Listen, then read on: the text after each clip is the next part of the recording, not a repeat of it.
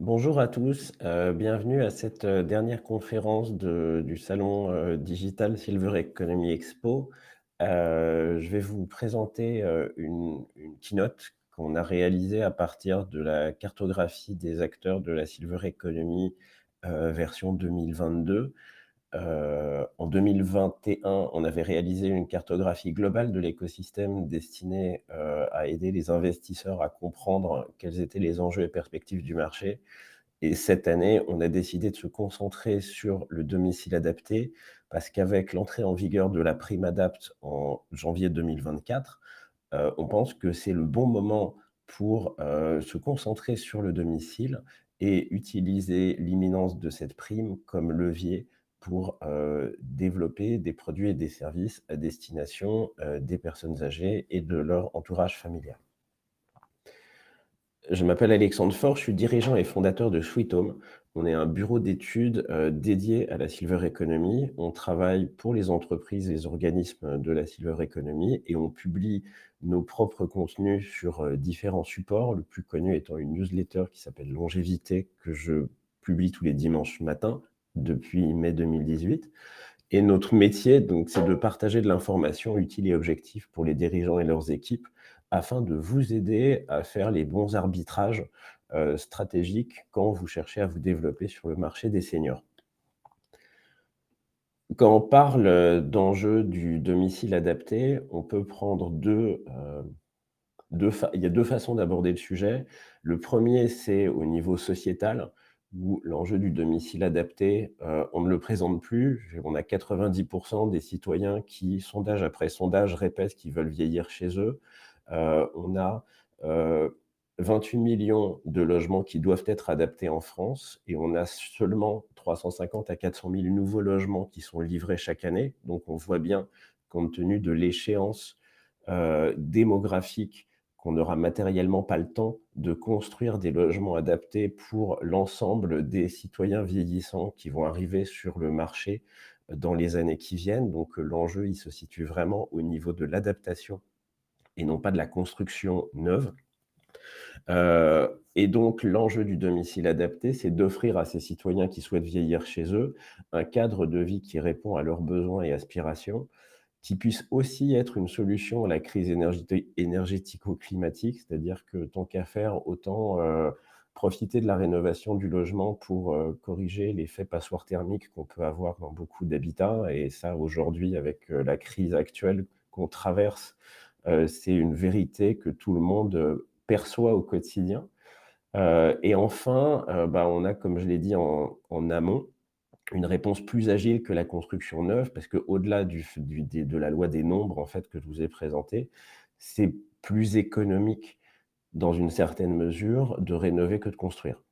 C'est plus économique en termes de matériaux, c'est plus économique en termes de temps passé et c'est plus pragmatique dans un environnement très urbanisé, très métropolistique, comme on connaît en Europe, d'essayer de privilégier la rénovation à la construction, tout simplement parce que les villes étant tellement concentrées, il y a simplement des quartiers où c'est pas possible de faire du neuf et donc si on veut préserver les choix des citoyens et préserver aussi les enjeux, des villes de rester concentrées, on doit essayer de privilégier, la rénovation sur la construction.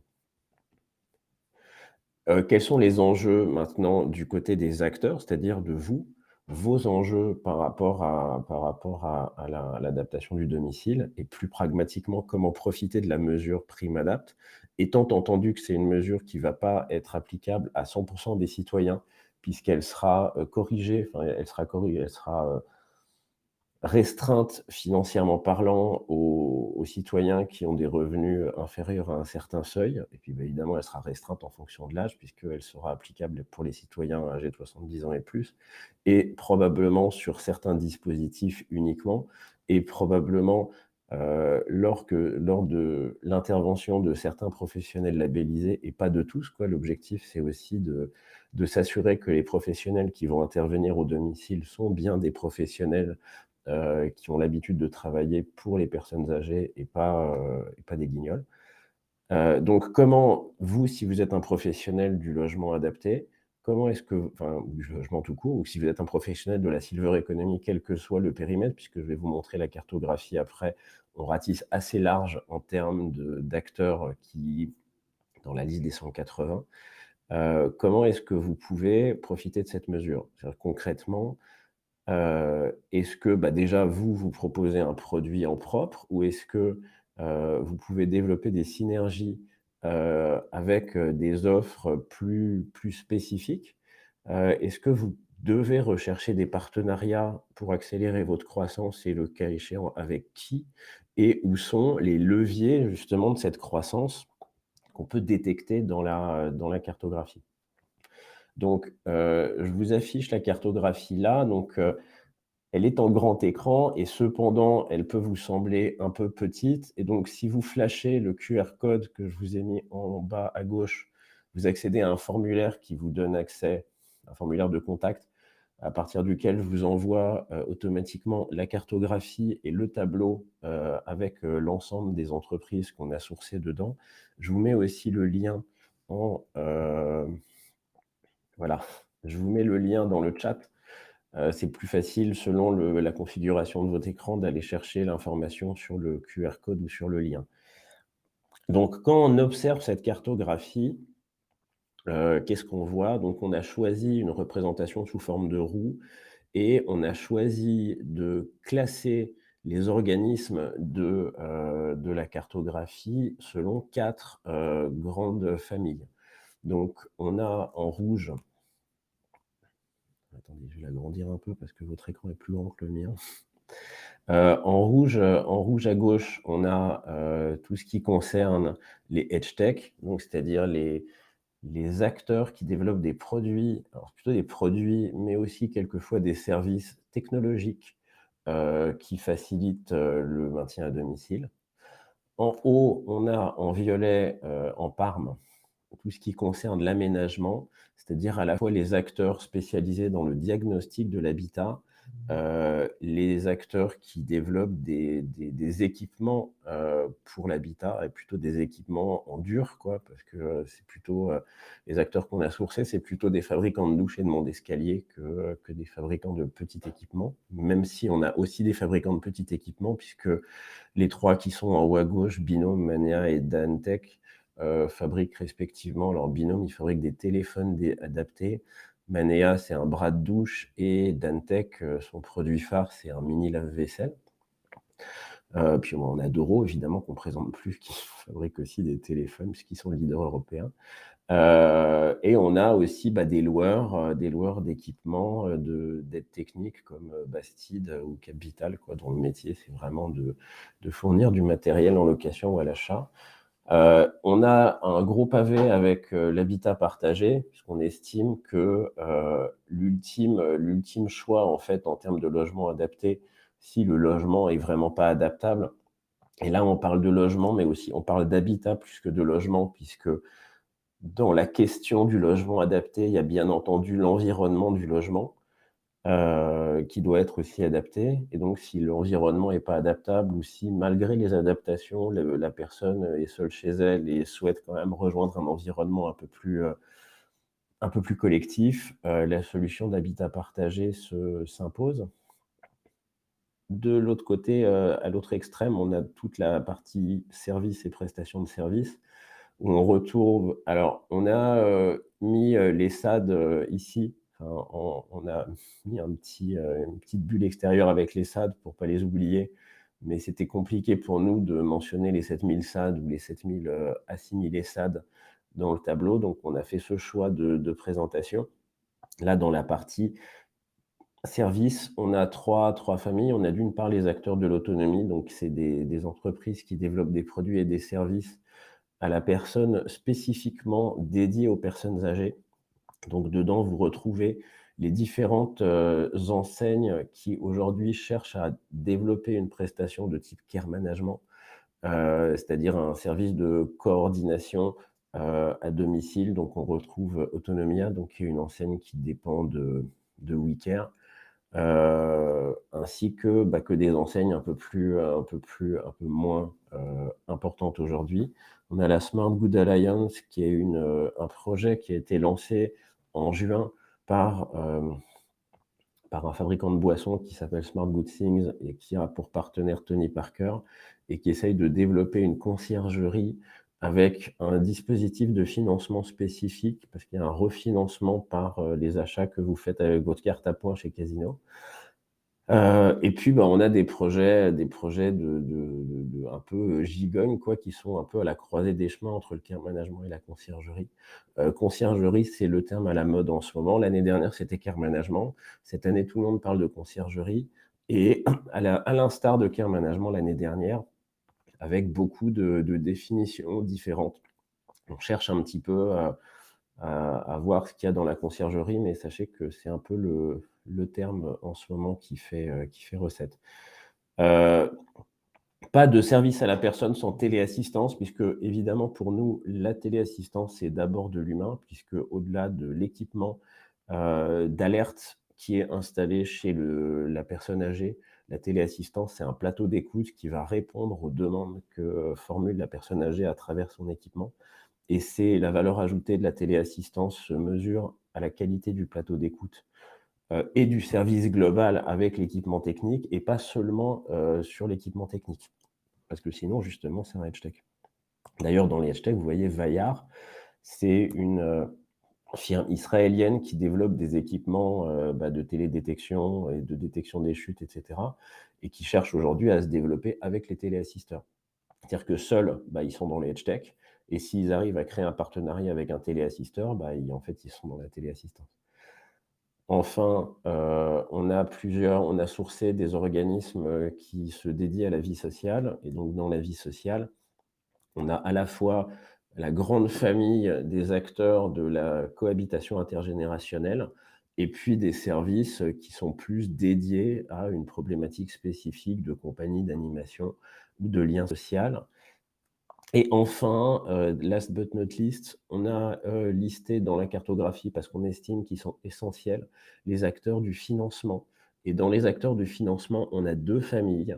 On a d'une part, en haut à gauche, les entreprises qui vous aident à liquéfier votre patrimoine immobilier.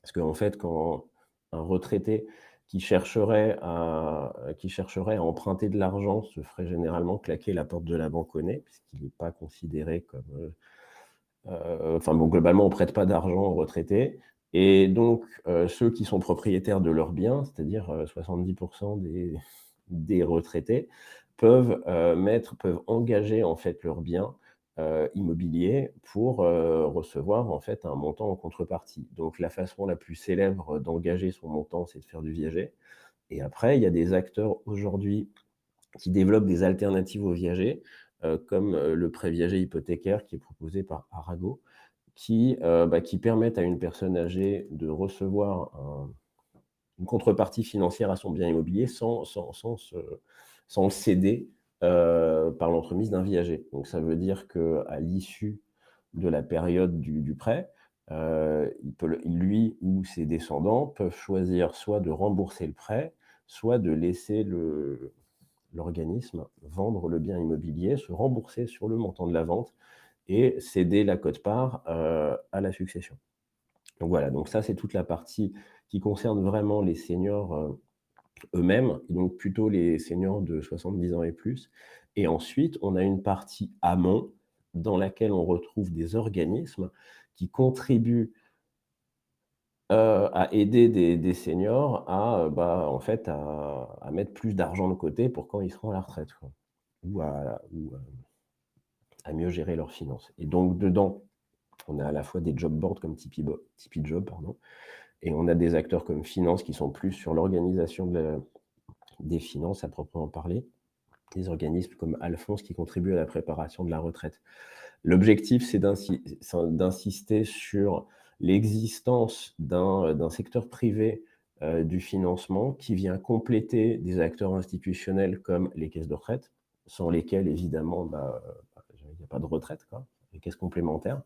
Les caisses de retraite qui contribuent, via le paiement de la retraite et qui contribuent aussi via leur fonds social à alimenter tout ce dispositif. Mais on a choisi de ne pas mettre dans le tableau les caisses de retraite, CARSAT, Agirc-Arrco, ou les mutuelles et cetera parce que l'objectif, c'était de mettre en valeur justement un écosystème entrepreneurial et d'initiatives privées et non pas enfin, même si les caisses de retraite, c'est des organismes privés, mais d'initiatives un peu individuelles et non pas des dispositifs plus globaux, et de financement indirect comme les fonds sociaux des caisses de retraite.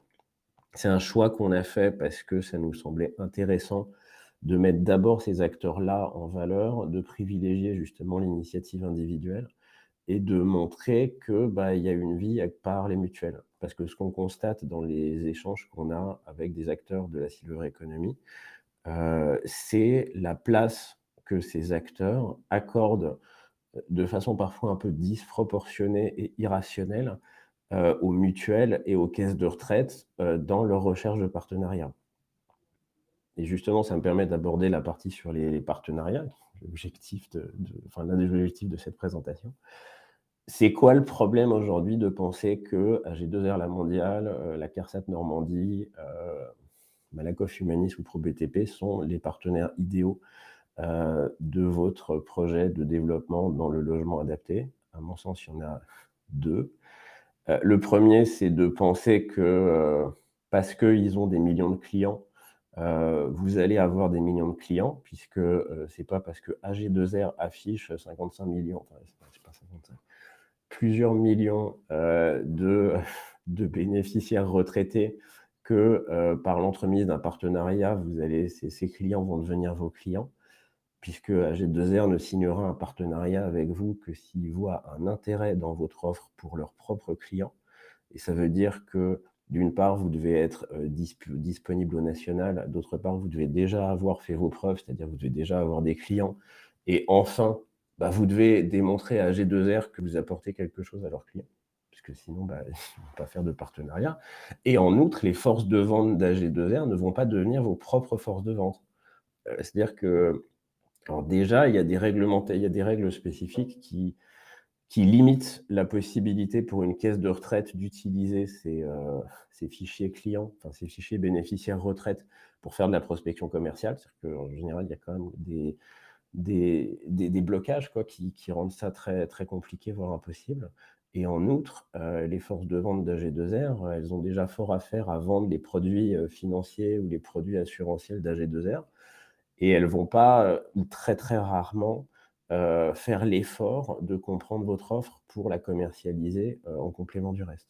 C'est assez rare. Donc ça, c'est toute la partie vraiment, formelle en fait des limites d'un partenariat. Alors j'ai cité AG2R, mais c'est la même chose avec les autres caisses de retraite et les autres mutuelles, hein.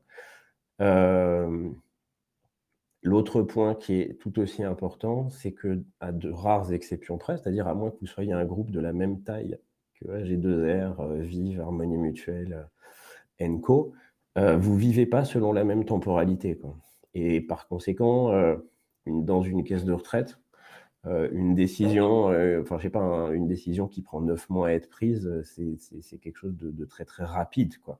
Alors que pour vous, 9 mois, ça peut être un peu la différence entre vous êtes vivant et vous êtes mort.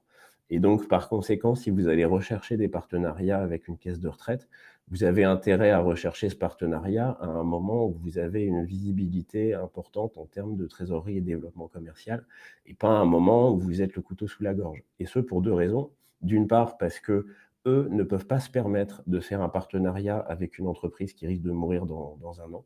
C'est-à-dire qu'ils veulent pas justement, ils vont investir de l'argent, quand même du temps et de la confiance en vous et s'ils sentent que vous êtes en train de que vous êtes trop fragile, en fait, ça va pas le faire de leur côté, quoi. Ils vont pas vouloir, en fait, prendre ce risque et en outre, bah, le deuxième point, c'est plutôt pour vous, pour votre survie. Vous pouvez pas vous permettre non plus, bah, d'attendre, un hypothétique, deal, à échéance, très, très longue, quoi. Donc c'est pour ça que dans ce tableau, vous avez déjà des opportunités, de partenariat qui sont beaucoup plus immédiates que rechercher un partenariat avec une caisse de retraite.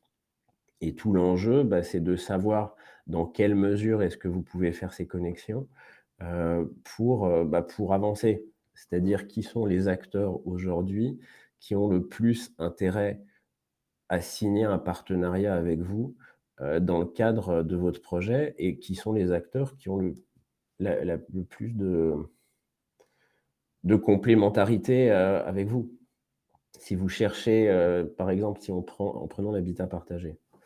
Aujourd'hui, si vous l'habitat partagé, donc c'est des projets. Alors un habitat partagé, c'est un projet qui accueille entre 7 et 20-25 personnes pour les plus gros, dans un lieu collectif, dans un lieu de vie collectif. Les acteurs de l'habitat partagé, alors pas tous, hein, mais dans ceux que je vous ai listés, vous en avez certains qui ont pour projet déjà d'ouvrir, une cinquantaine d'établissements d'ici à 2030. Alors on peut citer, la maison de Blandine qui part un petit peu sur cette, trajectoire.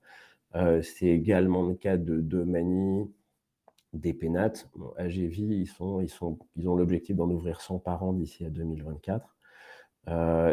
Et à côté de ça, on a des acteurs qui sont sur des formats plus modestes où ils ont l'intention soit de se limiter à un établissement, soit d'en ouvrir 2 ou 3. Et ça, c'est le cas de la Maison des Cultures, par exemple, qui est plutôt dans cette dynamique-là.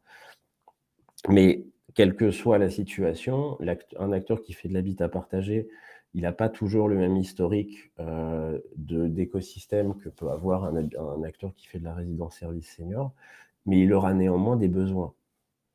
Il aura des besoins. C'est-à-dire, là, on va prendre, la Maison des Cultures, donc c'est un habitat partagé accompagné dédié aux malades d'Alzheimer. Ils sont installés dans une maison de maître, à Thomery, en Seine-et-Marne, avec un escalier. Donc il y a des chambres à l'étage évidemment, et ils ont fait un partenariat avec Malakoff Humanis pour faire financer l'installation d'un monte-escalier. Parce que jusqu'à l'installation du monte-escalier, ils réservaient les chambres, dans les étages élevés aux personnes, qui peuvent prendre l'escalier, et le monte-escalier a quand même, beaucoup ouvert la maison et permis, de plus optimiser la location des chambres. Et donc voilà, donc c'est intéressant dans ce cadre-là d'identifier des partenariats gagnant-gagnant avec des acteurs qui sont à votre taille. Bon, alors là, c'est un faux exemple parce que Malakoff Humanis, c'est une très, très grosse, caisse de retraite, mais l'idée, c'est plutôt justement de voir l'exemple. Quels seraient parmi les partenaires, enfin les entreprises qui sont présentes aujourd'hui, celles sur lesquelles vous pouvez vous permettre de développer des partenariats, des synergies, de créer des complémentarités qui puissent se mettre en œuvre assez rapidement et que vous puissiez tester assez rapidement. Et l'enjeu de notre cartographie, c'est de vous aider à avoir cette vision-là, quoi. Et certes, la cartographie, évidemment, elle dit pas tout ça. Il y a beaucoup de choses que vous pouvez lire, en fait, dans la cartographie à partir du moment où vous arrivez un peu à déchiffrer les choses et où vous connaissez, vous avez une compréhension plus fine de ce que fait chaque acteur. Et ça, c'est un travail sur lequel nous, on a décidé de se pencher courant 2023, en détaillant, quartier par quartier, ensemble par ensemble, heu, les forces vives, les partenariats possibles, qui sont ces entreprises, comment est-ce que vous pouvez les aborder, quelles sont leurs forces et leurs faiblesses. Alors c'est un travail, on ne va pas le faire pour les 180 entreprises évidemment parce que ça serait long et parce que toutes n'ont pas le même, potentiel ni le même intérêt et ont pas pour forcément des synergies aussi évidentes.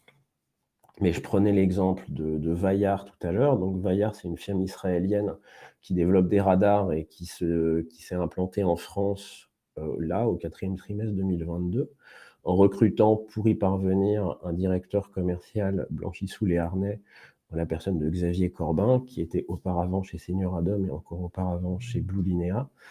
Vaillard, c'est une entreprise qui va aujourd'hui chercher principalement à se développer dans les résidences, collectives. Donc ils vont plutôt cibler, RSS et EHPAD. Mais c'est une entreprise intéressante parce qu'ils arrivent dans un secteur qui est très, où il y a beaucoup de monde aujourd'hui, donc qui est la détection des chutes, en proposant un produit, validé quoi, parce que bon, Vaillard, c'est quand même une très, très grosse firme quoi, au niveau mondial. Ils travaillent beaucoup avec les États-Unis, ou avec d'autres pays européens. Et pourquoi est-ce qu'ils viennent, quoi? Et pourquoi est-ce qu'ils viennent? Quel est l'intérêt si vous, par exemple, vous faites de la téléassistance ou vous faites, des enceintes connectées? Quel est l'intérêt de chercher à travailler avec eux?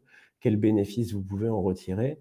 et quels avantages ils pourraient retirer de travailler avec vous. Alors que vous pouvez vous dire: «Bon, bah, c'est une très, très grosse boîte, c'est quoi l'intérêt?» Nous, ça nous intéresse vraiment d'essayer de comprendre ces dynamiques-là et de vous aider, vous-même à comprendre, bah, voilà, si je veux travailler avec un Vaillard, comment, qu'est-ce que je peux mettre en avant?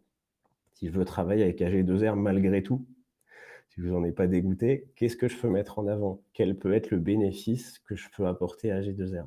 On pense qu'il y a vraiment des synergies à créer parce que ce qu'on observe en fait dans la silver economy depuis qu'on s'y intéresse, donc depuis 2018, c'est qu'il y a quand même des domaines dans lesquels c'est plus facile d'avancer à plusieurs et notamment si vous faites du B2C. Le B2C en silver economy est ultra complexe. Alors pour ça, je vous renvoie à la newsletter, qu'on a fait pour la filière silver economy, il y a 2 mois et qui reprend une conférence qu'avait donnée Dominique Boulbès, au CNSE, donc le Comité national Silver Economy, où il expliquait, il donnait un panorama de la distribution B2C. Alors je vais vous le mettre dans le chat, pour bien comprendre vraiment quels sont les enjeux, les perspectives et un peu les risques. Enfin les risques sur le B2C. Donc on pense vraiment qu'il y a quelque chose à faire en B2C, puisque bon, le marché des seniors est quand même, conséquent. Si on prend les seniors plus les aidants, c'est énorme. Mais que, il y a des synergies à aller chercher avec des partenaires, que les partenaires auxquels on pense, donc typiquement les caisses de retraite, sont des bons partenaires, mais sont pas toujours les meilleurs partenaires et inversement, qu'il y ait des très bons partenaires auxquels on pense pas et qui pourraient vraiment vous aider, bah, à faire un pas quoi, à passer une marche, ou à vous développer, en connexion quoi. Et c'est vrai à la fois d'acteurs petits qui sont pas très connus parce qu'ils font pas beaucoup de parler d'eux, ou d'acteurs importants qui sont déjà connus sur une verticale, et qui, il s'avère, développent aussi d'autres services complémentaires qui pourraient être extrêmement utiles pour des acteurs, qui cherchent à s'implanter et qui cherchent à développer des nouveaux marchés. Donc heu, donc voilà, ça c'est un travail qu'on va faire à partir de 2023. Donc si vous suivez le lien que je vous ai mis, enfin le lien ou le truc là, le QR code, vous allez en fait, vous allez rentrer dans une mailing list sur laquelle on va communiquer sur les actions qu'on va faire et les outils qu'on va développer pour vous aider justement à défricher, la cartographie et à mieux identifier les synergies, les partenariats et cetera. C'est un travail, c'est des publications en fait Sweet Home qu'on fera à partir de 2023, selon des modalités que je vais expliquer très, très prochainement. Et d'ici là, si vous avez des questions, comme d'habitude, vous savez que vous pouvez me trouver sur LinkedIn. Je vais vous mettre le lien aussi vers mon profil. Vous pouvez me trouver sur LinkedIn et me poser toutes les questions auxquelles je me ferai une joie de répondre, comme, certains d'entre vous le savent déjà. Donc voilà, j'ai parlé pendant 28 minutes, et à présent, je vous laisse, bah, poser des questions si vous le souhaitez, de façon à ce que j'apporte des réponses, aux demandes spécifiques que vous pouvez avoir.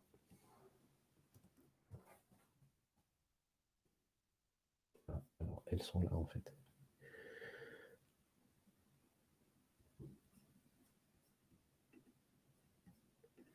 Alors normalement, le modérateur va me passer les questions que vous vous posez. Pour le moment, il y en a pas.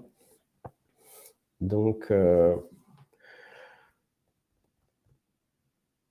sinon ça vient.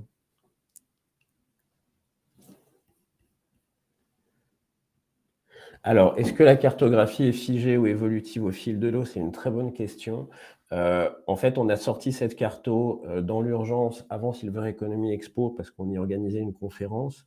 Mais notre objectif, comme je l'ai dit sur, LinkedIn à cette époque, c'était aussi de saisir l'opportunité, de la V1 disons, pour recevoir des recommandations pour l'enrichir. Et donc quand on a fait ce post sur LinkedIn il y a 15 jours, 3 semaines je crois, on a eu une centaine de remarques, donc on va la faire évoluer Alors la représentation graphique, on la fera pas évoluer, toutes les semaines parce que c'est un gros boulot, mais on la fera évoluer, au moins une fois en janvier pour ajouter, des entités, notamment au niveau des groupements et des fédérations. Alors je pense par exemple à, Cohabilis qui est un un groupement associatif qui rassemble une vingtaine d'entités qui font de la cohabitation intergénérationnelle France entière et qu'on va rajouter dans la partie, vie sociale. Il y a d'autres entités comme ça qui sont soit des grosses entités associatives, soit des organismes, des fédérations qu'on veut rajouter parce qu'elles ont aussi un rôle par rapport à ça. Et puis globalement après il y a les entreprises aussi, on veut les mettre. Nous on n'est pas, le but c'est vraiment de donner une vision complète et de pas être, on est assez agnostique, hein, par rapport aux entreprises. C'est pas à nous de juger, de la pertinence de mettre une entreprise ou de pas la mettre à partir du moment où elle existe. En fait, c'est sûr que si elle a déposé le bilan, on va l'enlever. On va les mettre parce que le but, c'est d'offrir une représentation la plus exhaustive possible.